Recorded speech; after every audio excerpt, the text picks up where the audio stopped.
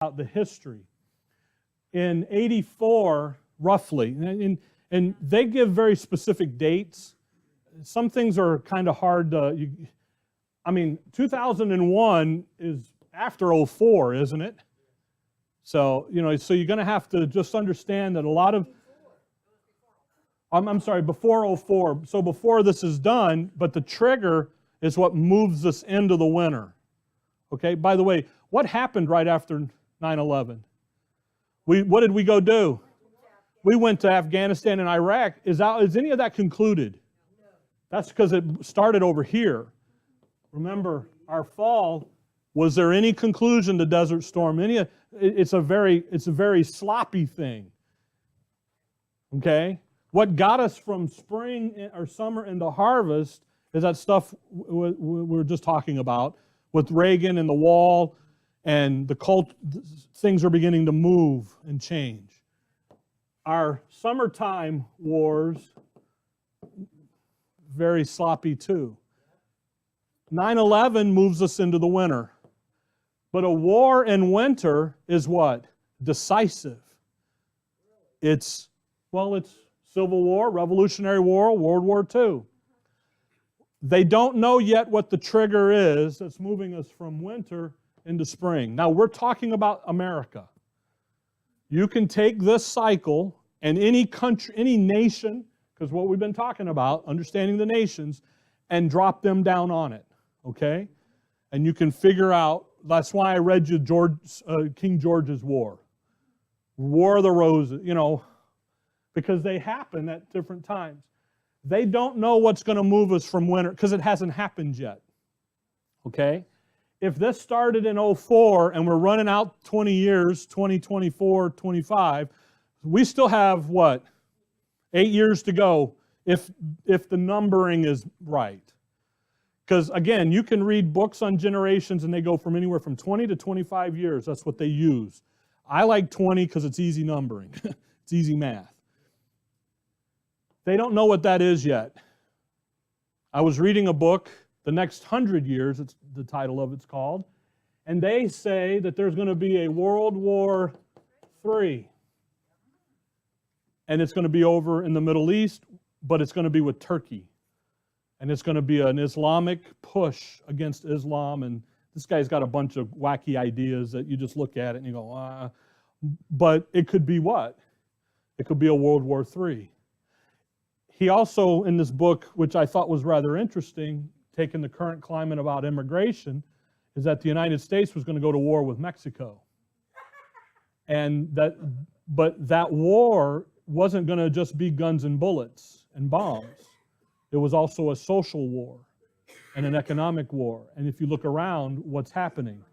It's becoming that. See, so some of the guy's ideas you just kind of go, huh? And other ones you go, and he wrote this book early in the year 2000, in the 2000s, and he's trying to use some of this to push it out. And I'm like, yeah, okay, that could be. So they don't know what this is, but yes, it is coming. We don't know, but it's on 9/11. Do you remember where you were when 9/11 happened? I do. Okay. It's if you were alive in 41, and of age of remembrance, do you remember Pearl Harbor and what happened? When you talk to those survivors, they do remember. So the turning events, do you remember where you were when the wall came down with Russia and Germany? I do. I was sitting in high school history class. We discussed it I was 13, 14. We discussed it for 2 weeks, what the impact was going to be on the world. You remember, so whatever that event to turn us out is going to be something that people will remember, okay? So the turnings, that's why a turning, we laid these out earlier, the four. A turning is an era, is an era with a characteristic social mood, a new twist on how people feel about themselves and their nation. The first turning is a high. The second turning is an awakening. The third turning is an unraveling. And a fourth turning is a crisis. Now, I'm going to read you these, how he describes each one, because in the first turning, old prophets disappear, nomads enter elderhood, heroes enter midlife, artists enter young adult, and a new generation of prophets is born. Now, the prophets, the nomads, you got to go back and read chapters to figure out what he's talking about, okay? Basically, what's happening? You've got one generation that's going, you got another one at this time, another one here, and the old one there. Follow that? So then, in the second turning, the old nomads, who would be here, are now disappearing. So you got to figure, that's why I wanted to get into the generational things, because the first turning, that high, becomes a renaissance to community life. Social issues and stuff like that we were talking about begin there. But when you begin to talk about these turnings, and I want to do that and get the generations that we know on there, okay? In the springtime, the high, families are strong. Child nurturing is loosening. The gap between the gender roles is maximizing. It's getting bigger. Ideals are settled. Institutions are reinforced. Culture is innocent. When you get over into the awakening, families are weakening. The child nurturing is unprotective. It's an interesting thing. When I was growing up, my mom, we'd come home, do our homework. My mom's kicking us out of the house as fast as we got in the house to go play. When the street lights come on, you come home.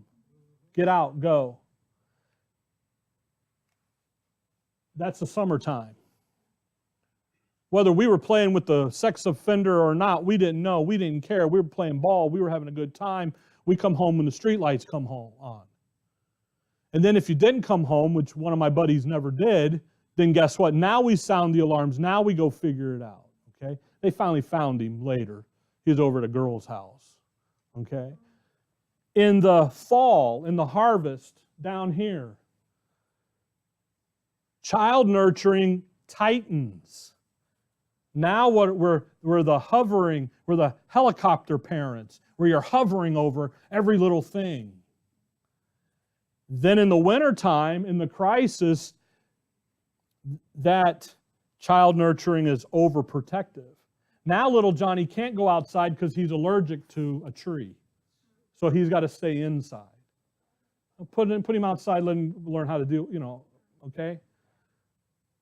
I read those I'm not going to read the whole list because there's a whole bunch of stuff here. But just so you understand, each generation is going to begin to deal with things a little differently, okay?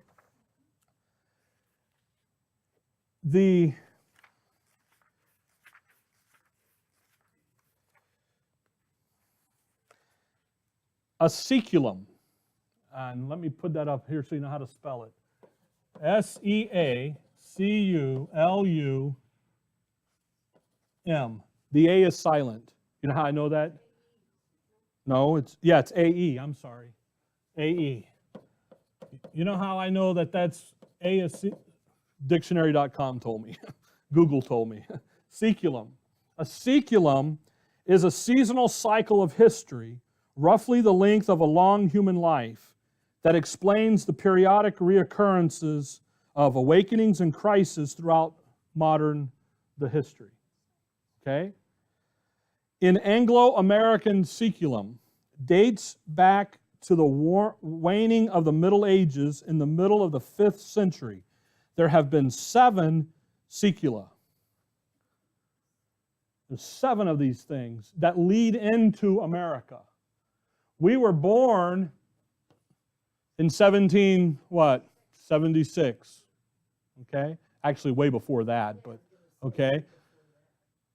All right, 1492, Columbus sailed the ocean blue, but the Constitution isn't until after the Revolutionary War. But what triggered the war? The war is a wintertime war. The Seculum is down here in the fall, right? What triggered that? The Boston Tea Party put us into that, which then began the birth of the nation. Follow? That's a turning. We're turning through. So America is presently in a third turning of the millennial. Actually, it's the fourth, because this book's written back in the 90s. So reality is we're in the fourth.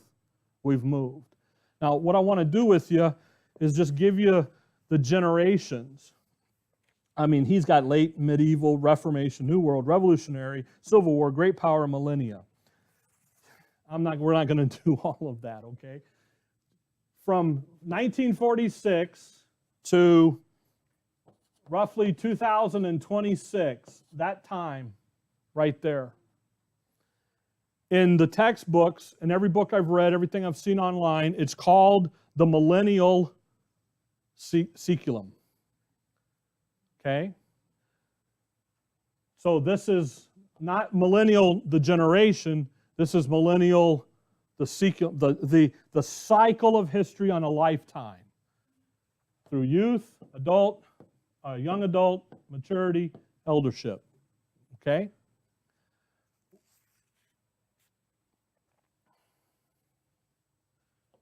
He's got one called Great Power. That runs 1865 through 1946. Things were happening in America on that one, wasn't they? He's got Civil War.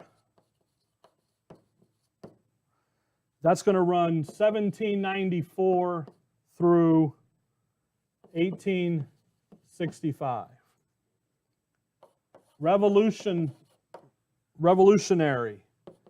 1704 through 1794. New World, 1594 through 1704. Okay? Now I did them backwards on purpose. This is called the millennial. The last one is New World. Now, by the way, do you know what in this month Martin Luther nailed his 95 Theses on? You know how old that was? How long ago that was? 500 years. It's called Reformation. 1487 through 1594. And just so you have it, late medieval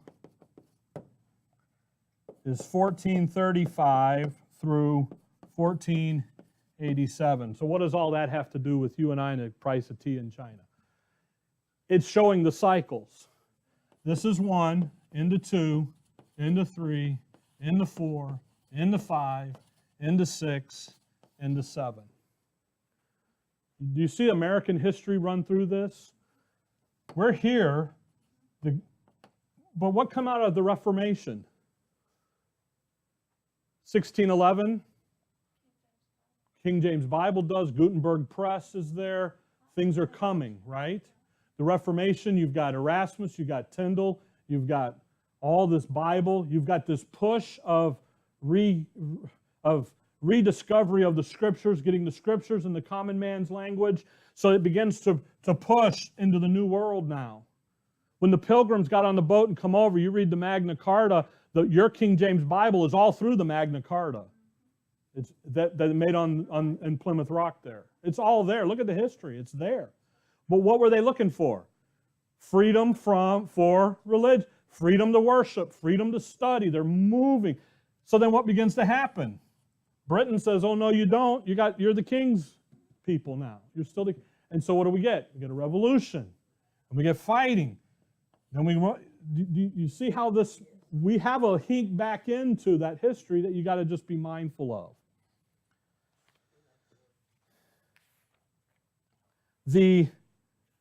We're don't have to do all that. If you come down to the American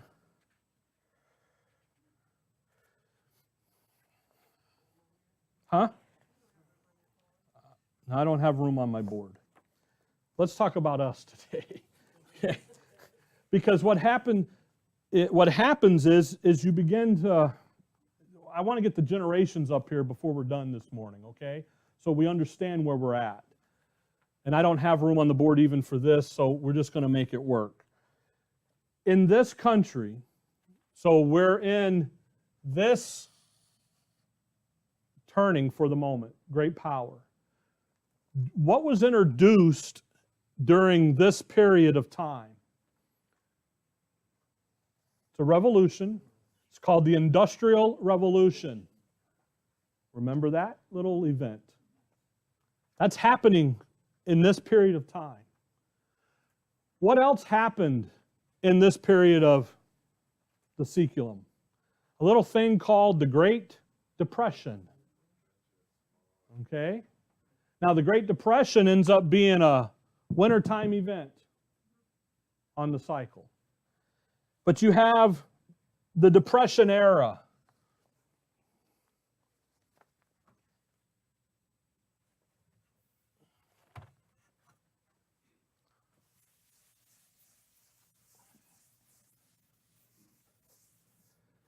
So you have the Depression, the generation of the Depression.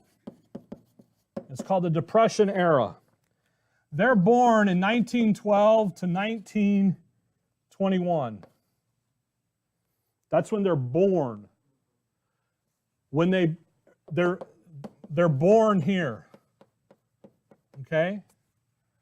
They're coming of age in 30 to 39.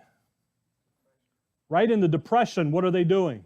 They're coming into their maturity, aren't they? They're coming into their young adults. They're pushing. They've heard the stories of the Civil War. They sat on Grandpa's lap as he talked about Bull Run and all the places he was at. They're learning that testing. In the year 2004, again, that's okay. These guys are 83 to 92. When Linda's grandmother passed away at 96, we were sitting in the nursing home, and I asked her, Grandma, tell me some stories of when you were little. And she began to tell me of how it was to go from horse and buggy to automobile. She was in this era, this generation, Depression era. Grandma, why do you have a box full of buttons? You kept everything.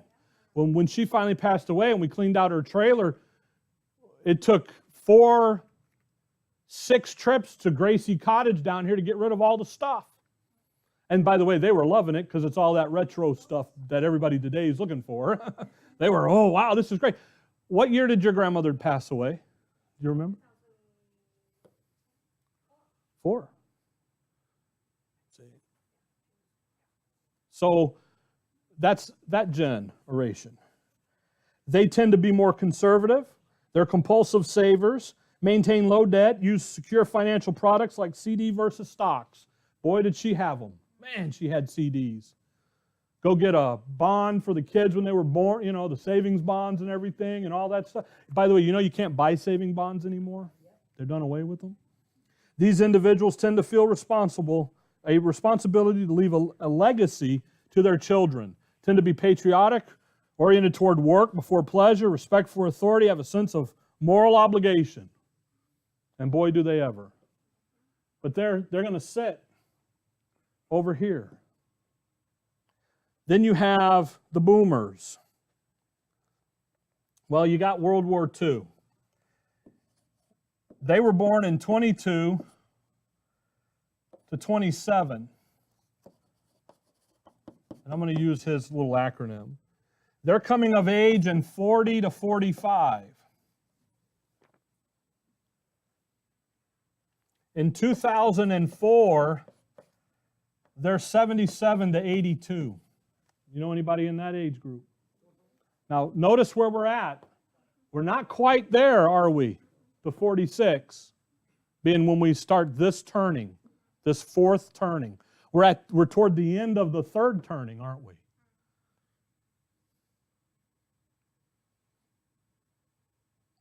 These guys go on out. The people in this group, they share a common goal of defeating the Axis powers. There was an acceptance sense of deferment among this group, contrasted with the emphasis on me in the more recent generations. That's the Gen Xers.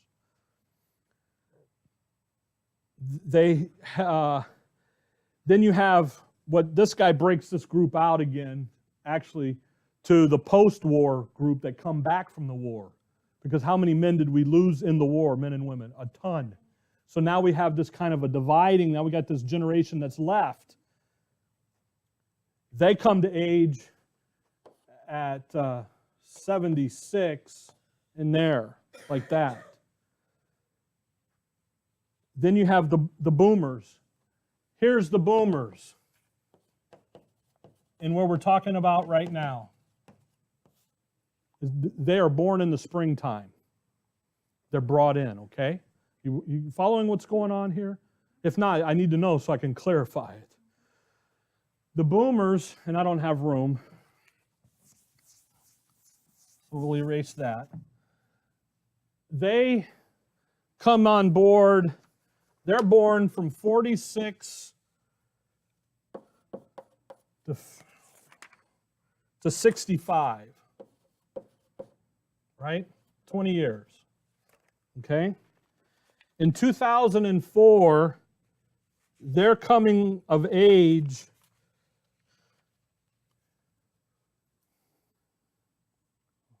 what about 58? In 2004, how old are they? 50. Yeah, 50 to 60, right in there, right? Something like that. I was doing it quick. Yeah, this is 1946, and 24 would be 60, roughly 60. Okay? See that?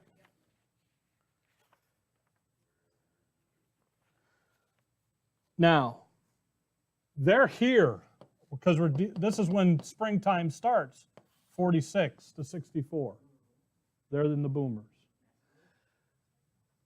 Now, coming out of here is the Depression era people and that World War II group. They're here, they're dying off, their children are being born, and they're moving in.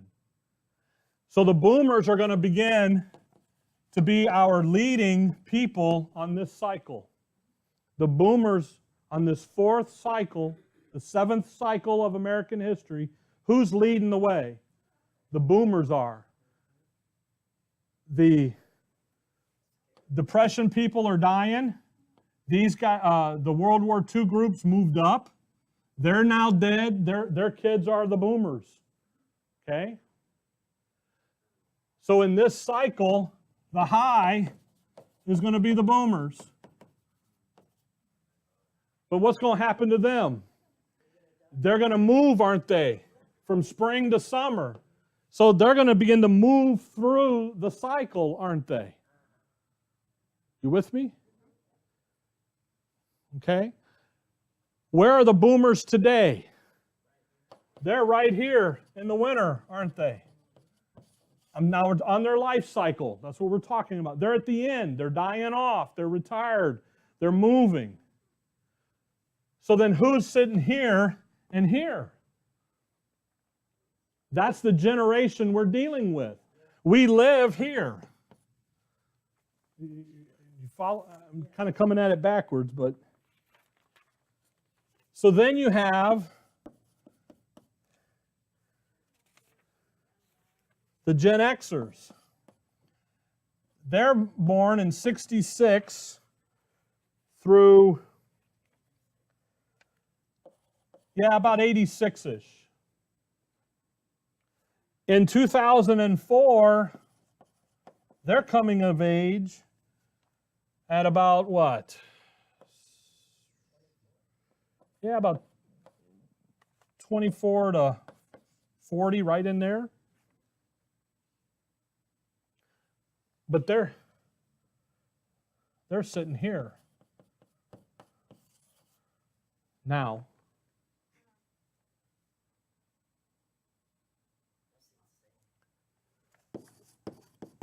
Gen Y, or millennials as they like to call themselves, they're born in that 86 model out to about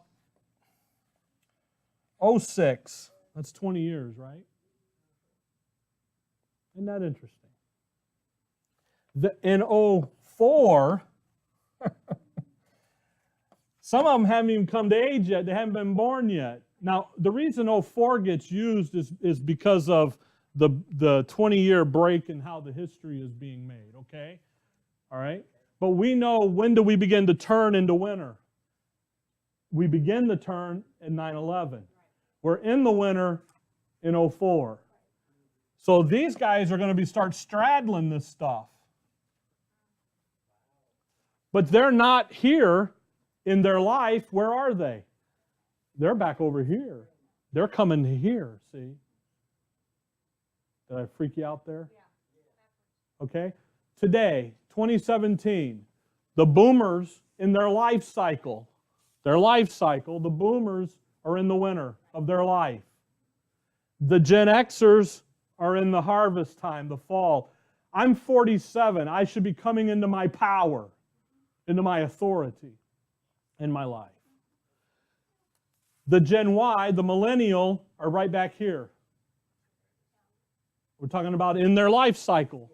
They're young adults. Then you've got the Gen Zers.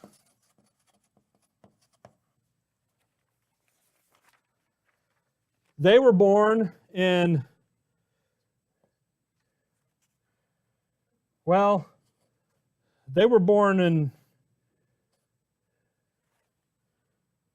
this guy's got them all messed up, but they were born in that 2006 mark out to 26. They're the new group. They're here in the springtime.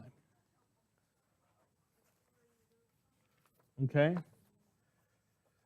I kind of went at it backwards because you got to see what's going on.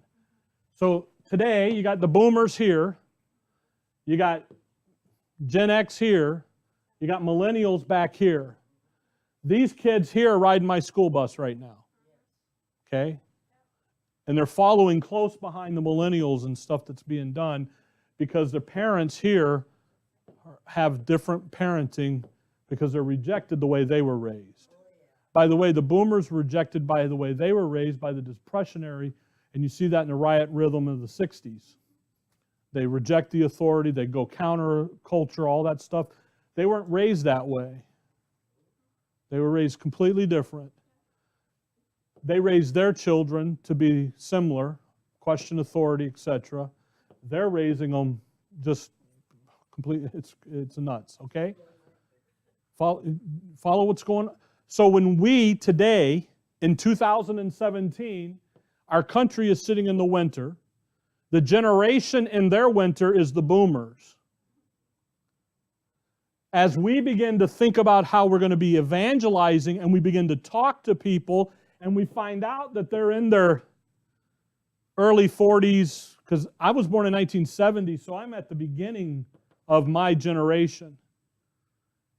My youngest brother is 40. See? You think about, in their 20s and 30s, these guys, my twins were born in the early component of the millennial, 1995. So now you got different influences there too, by the way. Okay? So when we're talking to people who are in their youth, we're talking to millennials. And millennials think differently about things. In one of the books, we're going to talk some more about next time, we'll lay out some more of the generational things. These guys and these guys go to war at every point. There's a fight at every point. No matter relationship isn't the issue. Because sometimes, moms and dads and sons and daughters fight. It's a cultural thing. Because they see what they're not doing. They're not doing what they see ought to be done. So there's a clash. Because the Gen Xers down here didn't raise them a certain manner. Okay?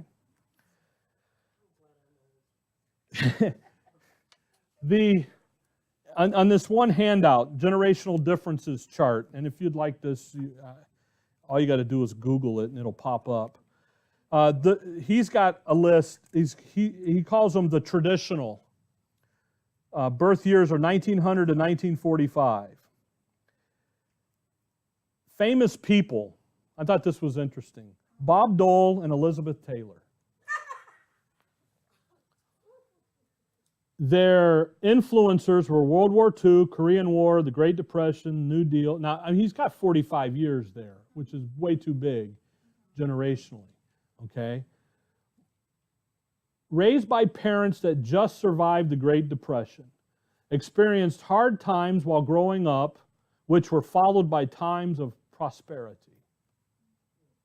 Okay? The baby boomers, 46 to 64. Famous people, Bill Clinton, Meryl Streep. There's 80 million of them. They are also called the me generation and the moral authority. Remember those guys? Okay. By the way, the traditional people, they're called veterans, silent, the forgotten generation, radio babies, because all they had was radio. Okay. Then you have, underneath them, influences, civil rights, Vietnam War, sexual revolution, Cold War with Russia, space travel, highest divorce rate and second marriages in history, post-war babies who grew up to be radicals of the 70s and yuppies of the 80s. The American dream was promised to them as children and they pursued it. As a result, they are seen as being greedy, materialistic, and ambitious. By the way, there's pages of different attributes. Core values, attributes, work ethic, family experience. I mean, just this guy, the influencers to me were kind of interesting. Gen Xers, 65 to 80 is how he has them busted out. Anyway, famous people, Barack Obama, Jennifer Lopez.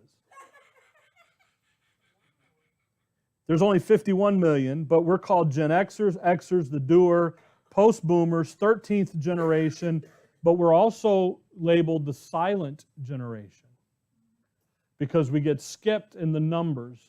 Remember I showed you that little chart? You're going to go to 80 million, down to 51 million. And then the millennials, according to this guy, is 75 million. So what happens? You don't look in the valley, you look peak to peak. Influencers, Watergate, the energy crisis, dual income families, single parents, first generation of latchkey kids, Y2K, energy crisis, activism, corporate downsizing, into the Cold War, mom's work, increased divorce rate. Their perceptions are shaped by growing up and having to take care of themselves early, watching their politicians lie and their parents get laid off. Came of age when U.S. was losing its status as the most powerful and prosperous nation in the world. Again, come to age. We're here, but what's the nation? It's losing. Okay? The first generation that will not do as well financially as their parents did. Also, a couple of the other books, I'll just tell you in case I forget next time. This generation is the generation that is the least highly educated. In other words, they didn't go to the higher education route. They went a different route. No, Gen Xers. The millennials, the famous people for them is Ashton Kutcher and Serena Williams. Okay. They're called Generation Y, Generation Next, Echo Boomers, 24/7s. You know why? Because their influence is the digital media.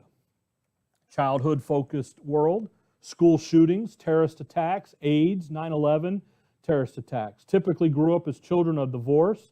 They hope to be the next generation, and the next great generation, and to turn around all the wrong they see in the world today.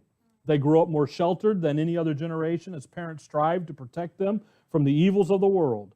Come to age in a period of economic expansion, kept busy as children, the first generation of children with schedules. One of the books I'm reading, they got a cartoon, and one kid's looking at the other kid, and they're talking about their schedule, and he goes, "You got 5 minutes between piano lessons and soccer practice? Wow, what do you do with all the time?" You know, I'm like, yeah. Family experience. The baby boomers disintegrated, the Cleaver family. Mom stayed home as children were seen as special. Gen Xers, latchkey kids, women widely expected to work outside the home. The first daycare generation. Dual income families.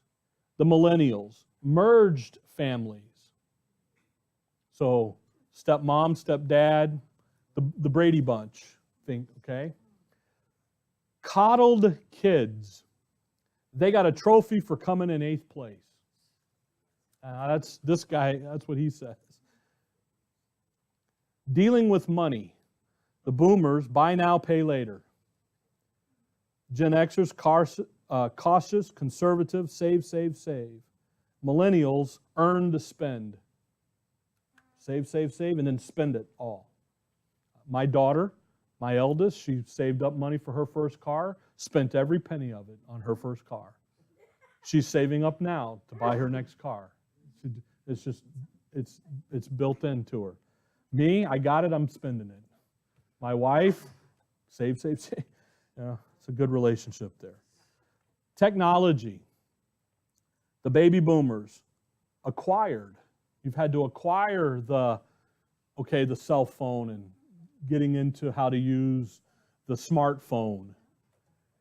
The Gen Xers assimilated. Just as you struggle, I struggle too, because I look at stuff, and if it wasn't for Ricky, I would be lost. And he gets so frustrated. Dad, it's so easy. I said, son, the millennials, it's integral. They can't get away without having it. We were cleaning out the garage, and we found a box full of old newspapers from back in the 70s, 80s. Here, something happened. We read through the newspaper to figure out what happened. We don't know why she kept them. But so we were showing the kids the classified section of the job listings. And to the T, my 3 said, "You mean that's how you found a job?" Because she circled it. She had a couple apartments circled. That's how you found an apartment. It was in the newspaper. Now it's LinkedIn, Indeed, Job.com, Facebook, it's all over. Workplace view on respect for authority. The boomers, originally skeptical of authority, but are becoming similar to traditional, which by their time equals authority, seniority driven. Millennials, skeptical of authority figures, will test authority repeatedly. Millennials will test authority, but often not seen out of authority figures when looking for, it should have been seek out authority figures when looking for guidance. So they've got a little different view of authority. View on work-life balance. The traditional, work hard to maintain job security. The boomers were hesitant of taking too much time off work for fear of losing their place on the corporate team. As a result, there's an imbalance between work and family. Dad's never home, he's always at work, he's da-da-da-da-da. Mom's at home, and off we go. Gen Xers, because of parents who are boomer workaholics, they focus on clear balance between work and family. Do not worry about losing their place in the corporate team if they take time off. And that's my attitude a lot. Okay? When I was growing up, was a little different because Dad being a pastor. Our vacations were Bible conferences. We never took a vacation that wasn't around a Bible conference. My mom asked my dad one time, can we go someplace where you're not preaching 10 times? And the answer was no, because we did ministry. When I got married, we started having kids. My whole thing was we're going to have vacations. And we're going to go places that I don't know anybody. Nobody knows me, you know. So millennials think about it a little differently. Not only balance with work and life, but balance with work, life, and community involvement and self-development. Flex time, job sharing, and sabbaticals will be requested more by this generation. Isn't that interesting? So you got a completely different viewpoint. My point in doing all of this, nationally we're sitting here. The boomers are dying off. The people we're dealing with are Gen Xers and millennials, and we got to get ready for the Gen Zers because they're coming hot and heavy. Okay?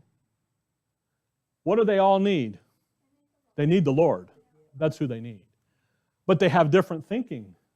By the way, the Gen Z, the little guys, they don't know anything about yet because they haven't come of any age to have any recordable data. They're back here, they're still in that 0 to 20 category. Some of them even haven't been born yet according to the dating. Okay? Again, my point in doing this, and then next month we're going to talk more about the generations and what we can do and so forth like that, more of the thinking and everything.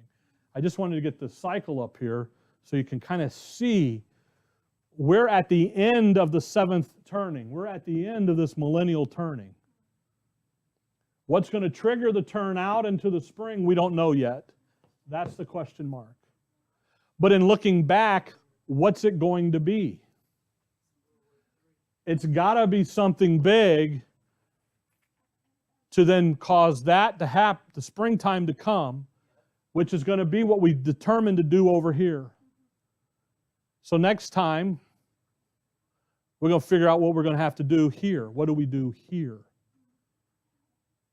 Because when spring rolls around, we have to be ready as a local assembly and as members of the body of Christ, understanding the cycles.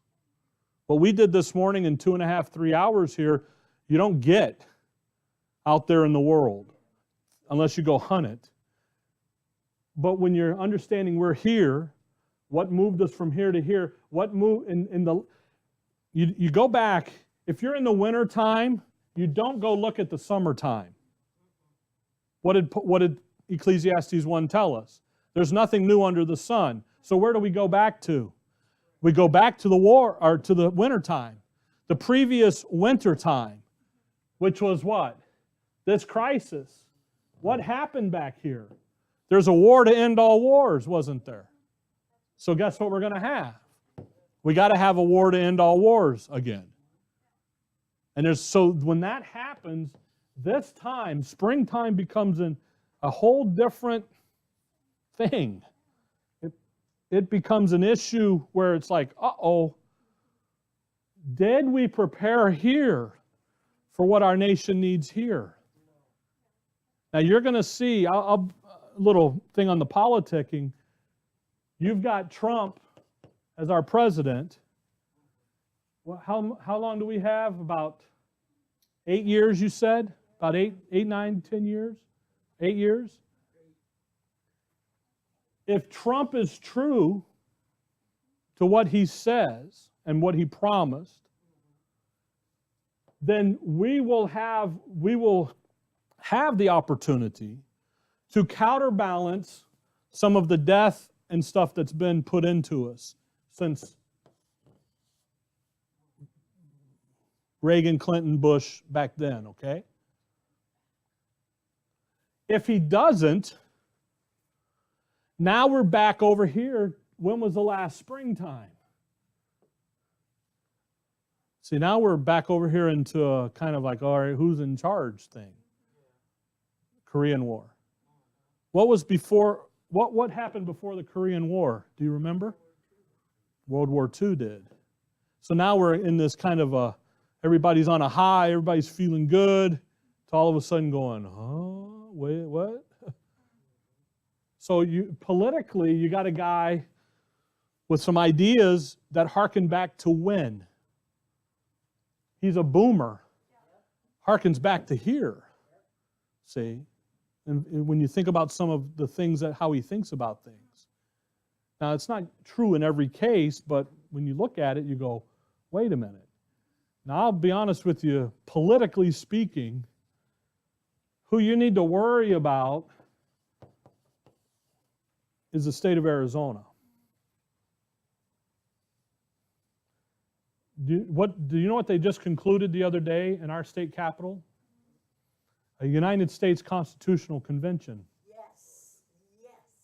Where they had 30, 31, 32, I think they need 34 to cause a constitutional convention to occur to put an amendment onto the Constitution of a balanced budget.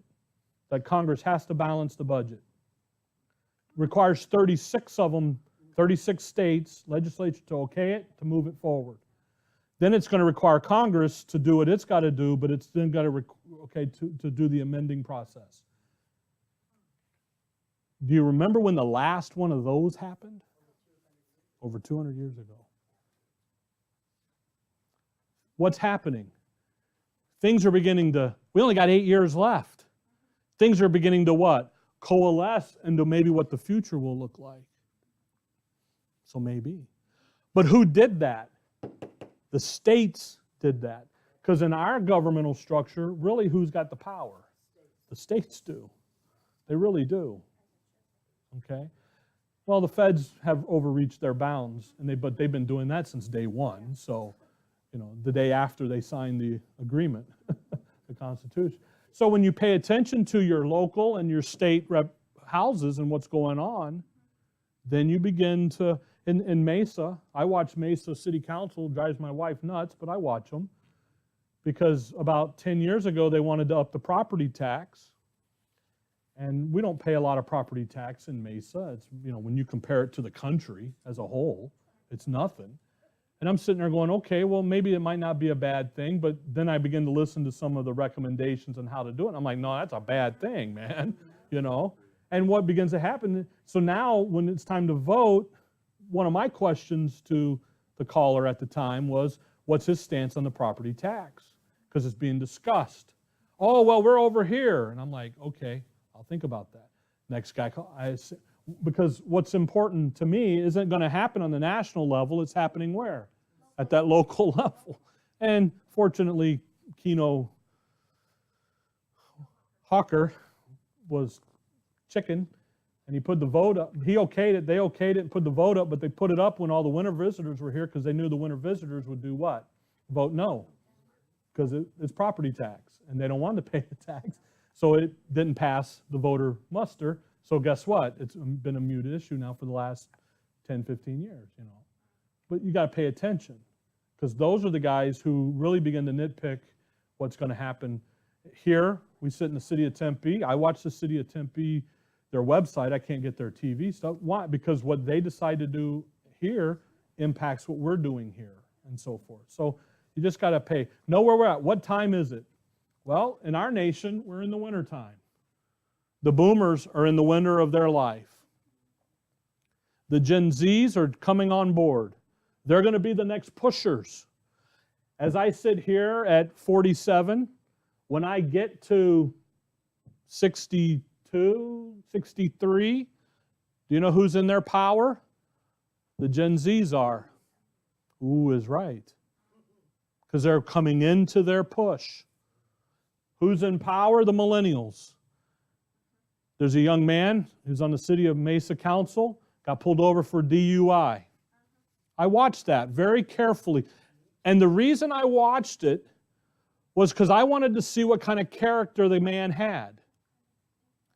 Because he's sitting on a city council and he's a millennial. But where's he headed? He's coming into power. He's a guy that's going to tell me I can't do A, B, and C in the city of Mesa. So what kind of character do you have? Well, first of all, he drove and drive and drink. He's a drunk driver. So that's low character right there. I mean, that's just stupidity. But the thing was when he got caught, what did he do? He made the city, he made it into a spectacle. Instead of standing there with character and said, I did it, I apologize, I'm going to rehab, I'm fixing it, I'm resigning my council membership. He didn't do that.